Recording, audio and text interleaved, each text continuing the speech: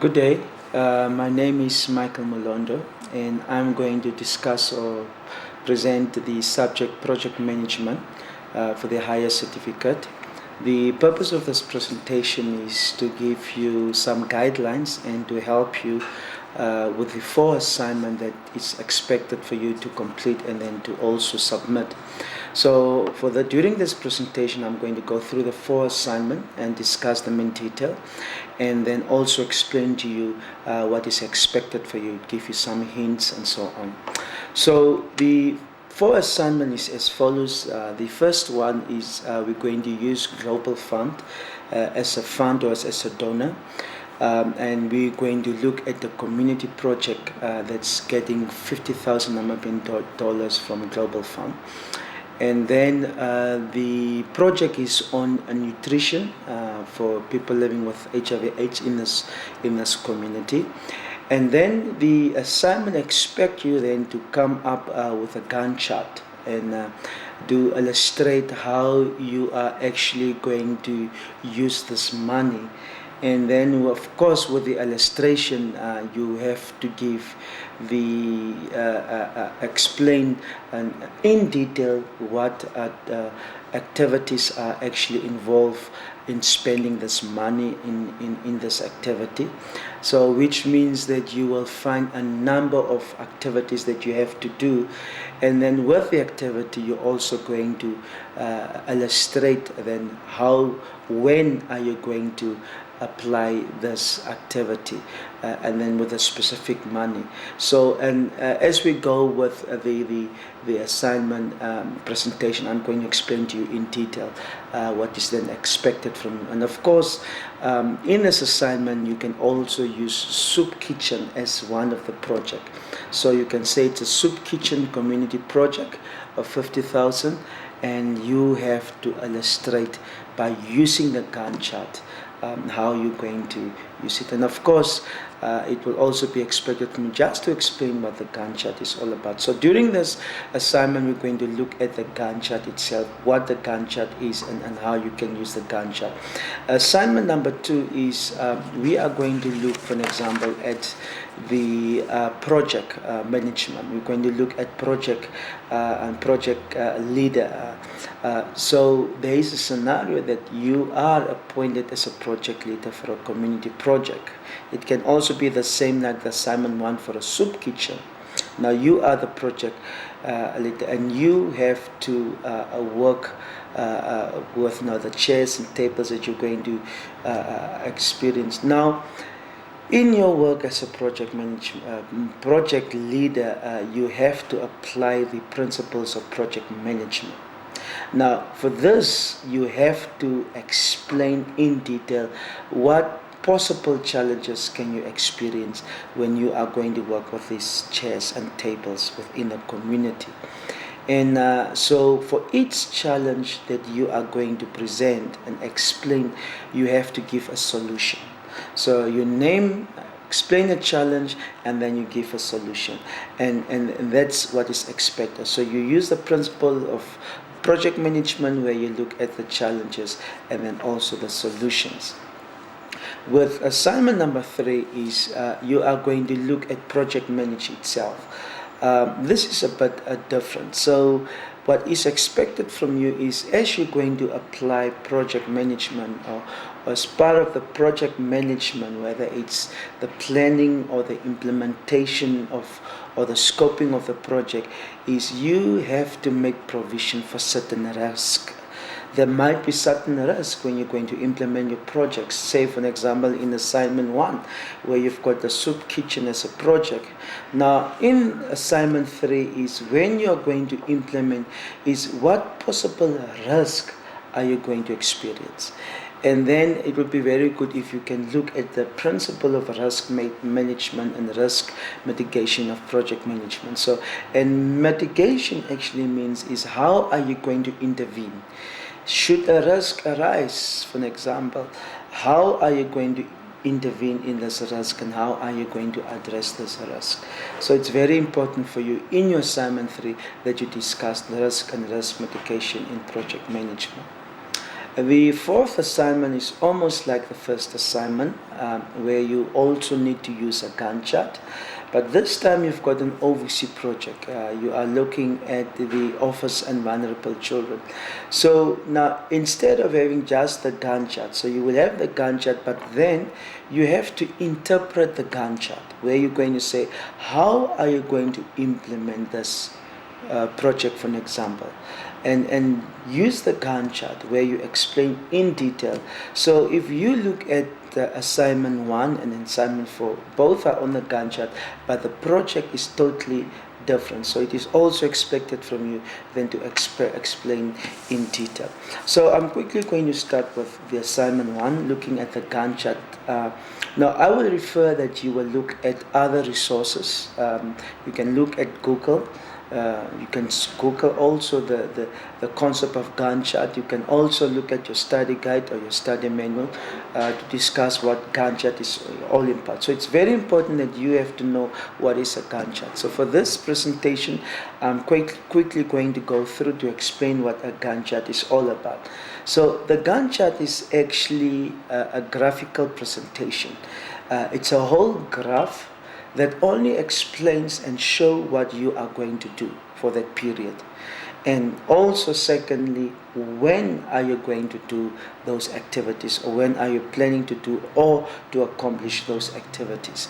So it is a graphical presentation with different schedules where you're actually saying activity number 1, when are you going to do activity, when are you going to do activity number 1, when are you going to do number 2, number 3, up to the last activity that you want to implement to accomplish this specific project. So it represents, it shows, it's a snapshot of what you want to do, and it's graphic. The second thing about a Gantt chart, when you have a Gantt chart, it helps you to plan. If you have a 1-year project from January to December, and you are already say you want to implement this project in 2018, which means next year, you are in 2017, so you already plan this year for next year. And you, in this graphical presentation, in the Gantt chart, you will show exactly coming next year what you're going to do, January, February, up to December. What activities will you implement, and in which months will you implement these activities? Number 2, the Gantt chart will also help you when you are the project leader to coordinate the activity. Because when you are going to know what you need to do during the year, then you're going to coordinate. And then this is also where you can allocate certain activities to specific people. So which means that that allocation of activities is part of your coordination to make sure that you as a project leader, remember you've got a project team. Now in your Gantt chart, you will exactly explain and show what your project team members will do for each activity. So the Gantt chart helps you then to coordinate the whole project for the year, and how you're actually going to allocate this different activities and within this year. Thirdly, the Gantt chart then also helps you to track. Say if you have allocated specific activity to specific project team member or team members, then it will help you also to track whether there is any progress or whether there is no progress. So the Gantt chart is a very good tool for a project manager or a project leader to look at the snapshot, to look how does the picture look. So if there is a specific activity that was supposed to be accomplished, say in June next year, and when you come in July, then you will know whether you have made progress, and then this is where you can raise the what we call the red flags, and you can address when challenges are coming or when a risk arise. So the Gantt chart is very good when it comes to planning, as I say, to coordinate the activities, and then also to track whether there is any project or progress on the project or whether there is not. Now, just for your history's sake, the Gantt chart actually was created by a gentleman, Sir Henry Gantt.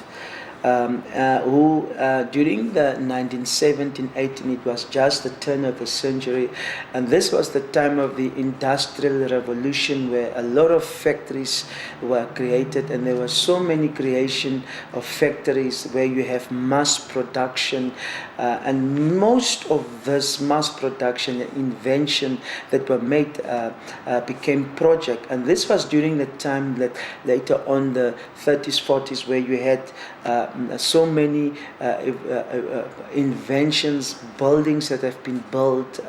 You have so many explosion of industries, and many of these industries, they actually had a challenge. It's how are they going to plan and coordinate and track their activities. And this is where Henry Gantt came into the picture, and he created this phenomenal graphical presentation, which became a chart at the end of a day. And what it actually says, it's like a map. It helps you to chart forward where you can go and what you have to do. So that's where it became very popular, especially in the 1950s, the 60s, during NASA, which is the North Atlantic Space Program, where they send people to the moon. So the Gantt chart became very popular during the Second World War. It was used during the so as the years goes, in the 50s, 60s, 70s, 80s, it became so popular, especially in the 80s. So it's very important that to know that the Gantt chart did came somewhere because of the need that was identified. The other thing about the Gantt chart, it also gives you a very good way where you can also use apply other principle of project management, and then of course it also helps you then to depict new information. Now, looking at how can you build your Gantt chart, you're starting from sketch. You are now in this new year, in October 2017, and you are planning to implement a project for next year. So there are certain things that you have to look at, and certain steps that you have to do in order to create or to build a Gantt chart. The first thing is you have to know what is the project. So if the project is orphans and vulnerable children or soup kitchen, then you have to first ask is, what are the tasks? What are the specific activities that needs to be done in order to reach this task?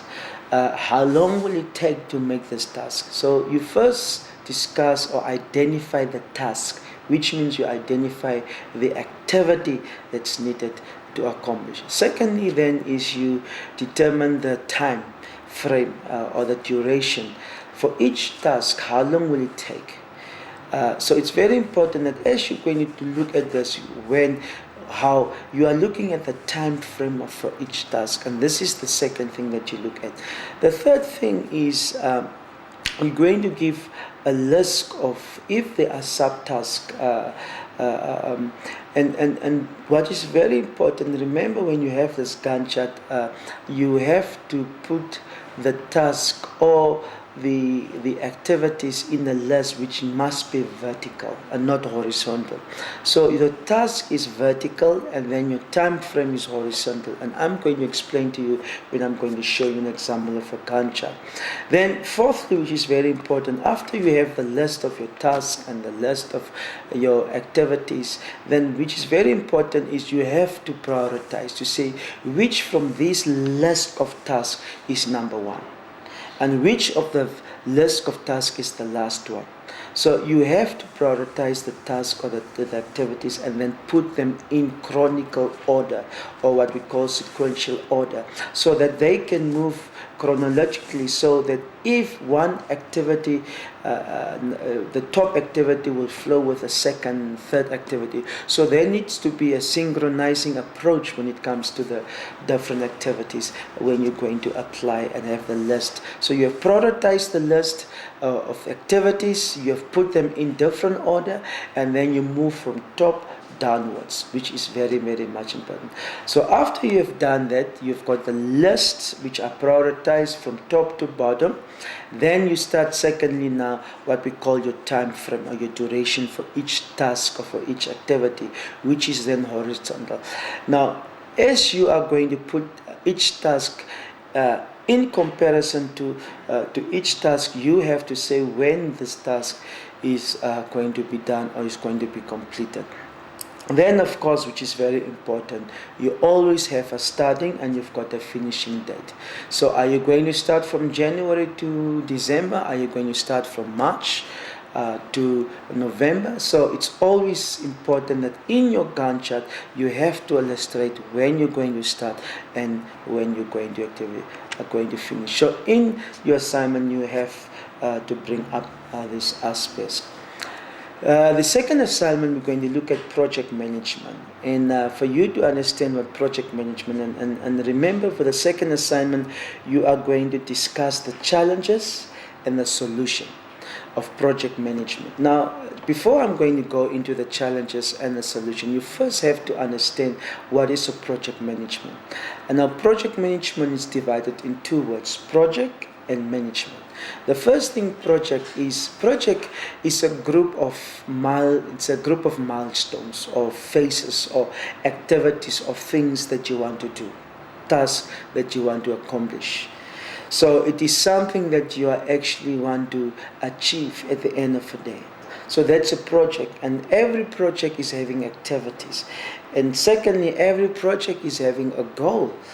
And it's very important that if you want to achieve something or you want to achieve something, you need to have a set of activities, a set of tasks for you to achieve those goals. And that's what project management is in a nutshell.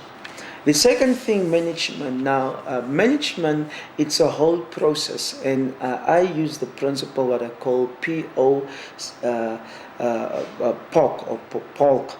Now, in management, there are certain processes that you have to follow. The first process is what we call planning.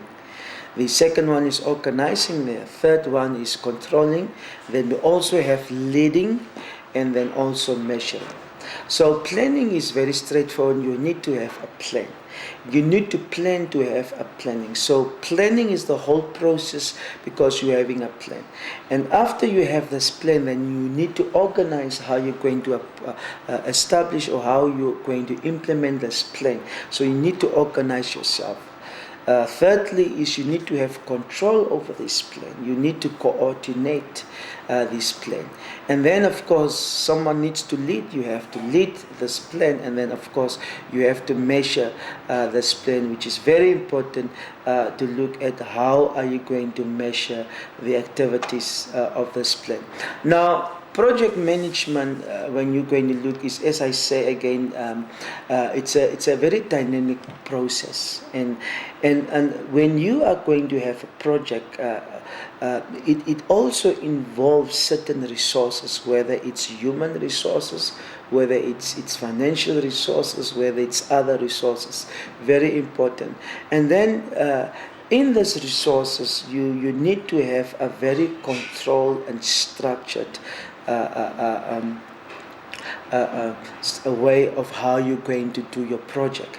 So the environment needs to be very controlled, and there needs to be specific structure for you to implement this project. And of course, at the end of the day, why do you have this project? Is you have got an objective in mind. So you want to achieve something. So this is what a project management is all about. And it's very important. Now, in this whole process, this dynamic process of project management, there are risks involved. There are challenges involved, and now for each challenges that you are going to face, how are you going to address it, or what solution are you going to give? Now, if just for a hint, in your assignment you can discuss, for example, the management challenges, and I said management is the whole process of management is planning. So you are first going to discuss planning. Are there any possible challenges that you can face with planning, the planning phase? And then you say, what is the solution? Secondly, then you go to organizing. Are there any challenges that you're going to experience in organizing? Then you're going to say, what are the solutions? Then you go controlling, then you go to leading, then you go to measuring. So you can use that approach also to discuss the challenges and the solution in project management. And of course, if you can look at that picture, it says that you have to work smart and not hard. And this is what project management is all about. It's being smart. You can work very hard, but you can achieve much more when you work very smart. And this is what assignment 2 is all about. You have to look at those issues. The third assignment is looking at the risk in project management. How are you going to deal with a risk? And I'm also going to discuss the different risk, potential risk areas that you can also have when it comes to project management. Now, first to start with project management, as I say, it's an art. It's a science that you can use of assigning certain assignment, or to assign certain tasks or certain responsibilities, activity. But throughout the life process or the life cycle of a project, there are risks involved. And then the question is, how are you going to address this risk that you might face during your life process or the project life cycle? So it's very important in your assignment you have to list those different kind of risks. And then of course, which is also very important, is you want to be successful in your in your project. Now in your whole risk solution, we are talking about risk management. How are you going to manage your risk? So in your assignment, talk about risk management. What is risk management? How are you going to apply the principle of risk management to make that your project will be successful, to make sure that you are going to cover the scope of your project, and to make sure that you will keep to the budget and you will not have unnecessary expenses. Now, in this whole project management, there are certain potential areas where you can discover some risk, and I'm quickly going to take you through those different areas that you might experience when it comes to your project. The first one is integration, and so which can be a potential risk, and what it actually means is how are you going to bring in the whole issue of planning, resources, the issues of management into how are you going to integrate the whole project life cycle from the planning stage to the implementation stage up to the point where you're going to complete. So you have to have an integration approach. So you have to discuss. So that might be a potential risk that you can face in your project. The second area that you might experience, Greg, is the whole risk of scope. You know exactly what you want to do. This is you are using, for example, a Gantt chart, or you are using a list of activities. Now the question is that scope that you have for the work, or what you have to do, is that clear enough? Does that scope address the need of the customer, for an example? And number two, does your employees understand what they're supposed to do? Or is the scope inadequate? Do you need to revisit the scope again? So the scope of work, which means the whole work packages that you need to work out for your project, needs to be addressed. So it can become a potential risk itself. So this is something that you can also discuss in your assignment. The other one is time. For an example, you remember I said a project starts and ends with a date. So what is your starting date and what is your ending date? Now when it comes to time, it can also be a risk that if you plan to accomplish your project in a specific time frame, what do you do if you don't reach the time frame? So this is something that you also need to look at, which can be a potential risk. The other thing is cost, where you're under budget or under your whole financial projection was wrong with regard to this project. What are you going to do with unexpected cost or that might arise, or expenses that might arise? So this is something that you have to discuss and look at as a risk potential. Quality, to make sure that your customer is happy with your work. How are you going to ensure quality assurance? How are you going to address quality assurance in your project? Human resources, you might have very few staff. How are you going to address this issue? communication between you and the staff. There might be miscommunication between you and the customer. How are you going to risk? It might be a potential risk. Other risk that you're not thinking of. There might be other risk that's more than what's on this list. So in your assignment, discuss also the other risk and name those risks and then explain them. And of course also procurement, which can also be a challenge by its own. So it's very important that when you are going to look at those risks, you have to discuss it, and please, you have to give detailed explanation with practical example as much as possible. Now, just to give you, this is how a Gantt chart looks like. And as I explained to you previously, when I explained what the Gantt chart is all about, so in your assignment, remember you will also be expected to look at the OVC project. You're going to use it as a theme, and you are going to give. Now, for an example, if you look at this Gantt chart on your left-hand side, it's got number 1 to number 31, which means there are 31 tasks that you want to do for the specific project. So I will encourage you that when you are going to do the specific assignment using orphans and vulnerable children, you can then decide how many activities do you have. And remember, you are looking at the specific project for OVC, and you are looking at soup kitchen. So what are you going to do? So you have to give a list of activities. Then the second thing is you will look at duration. For each activity, how long will it take? For activity, will it take less than a day? Will it take 1 day, 2 days? Will it take a week? Will it take a month? How long? So you have to give also the duration how long it takes to do that specific activity. Then thirdly is you are going to look at the starting date.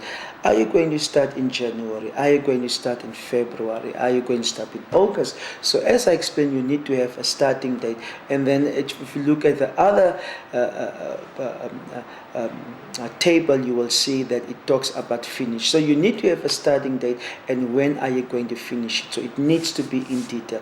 And then on your far right, you will see the horizontal lines that have been drawn. So this is how the Gantt chart actually needs you. So if you say that it takes you just less than a day, then you can see there that the line is very small. But if it takes you 1 day, which means there are 8 hours, if it takes you 2 weeks or 7 days, if you can look there, for an example, activity number 8, it says the duration is 7 days. Now, if you look at the Gantt chart, horizontal, you can show that it shows 7 days, which means it's the longest period to do that specific activity. So that's what it is with regard to the Gantt chart and what is expected from you in this assignment number 4. So those are the 4 assignments which I have explained to you and what is expected from you. I will encourage you that you must also consult your study guide, your manual, and then also other resources. Google, go to the library just to understand, to have a background about project management and then also about the Gantt chart. So I hope that this presentation helped you, and I wish you all the best with your assignment. Thank you.